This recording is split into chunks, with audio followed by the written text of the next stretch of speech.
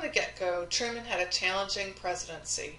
After all, deciding to drop an atomic bomb on a city of 350,000 civilians is no easy decision. After World War II, things didn't exactly get easier for Truman, as we'll see in this video series. This video presentation is on the beginning of the Cold War, and information on it can be found in Chapter 21, Section 1 of your orange textbook. The objectives we'll cover are Goal 10, Objective 4, explain changes in U.S. foreign policy related to the Cold War. Goal 10, Objective 5, assess the role of organizations established to maintain peace. And Goal 11, Objective 1, describe effects of Cold War on American political life. The essential questions we'll answer are: how did U.S. leaders respond to the threat of Soviet expansion in Europe? And how did President Truman use the power of the presidency to limit the spread of communism in East Asia? To begin with, we'll look at the difference between democracy and communism. On the right there, you see descriptors for democracy.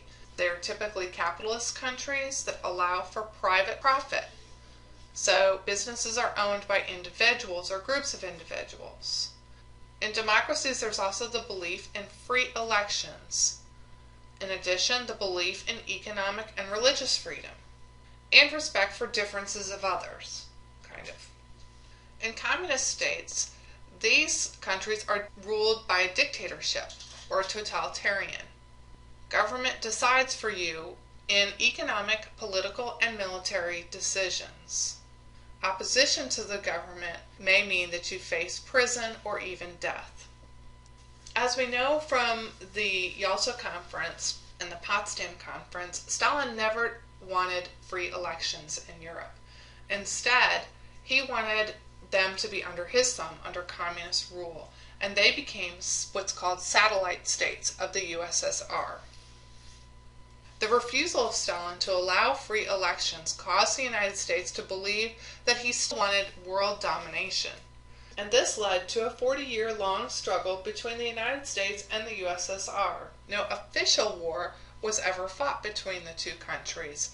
It was an ideological war, or a war of ideas. Churchill from Britain agreed with Truman. In a speech, he says that an iron curtain has descended across the continent, dividing the democratic states from the communist states. This is how we get the term the Iron Curtain. Iron refers to the brutal Soviet policies in East Europe and the threat imposed on the rest of the world. And this is kind of a visual, if you were to look from space, of where the Iron Curtain would fall. "The buck stops here" is a famous quote from Truman. This quote embodies Truman's policies of facing problems head-on and his ability to make hard decisions, accepting full responsibility for his decisions. And of course, among those decisions was the decision to drop the atomic bomb on Hiroshima and Nagasaki. He would also need this strength and firmness in order to stand up to communism. In the next video, we'll talk more specifically about some of Truman's policies and plans to contain communism.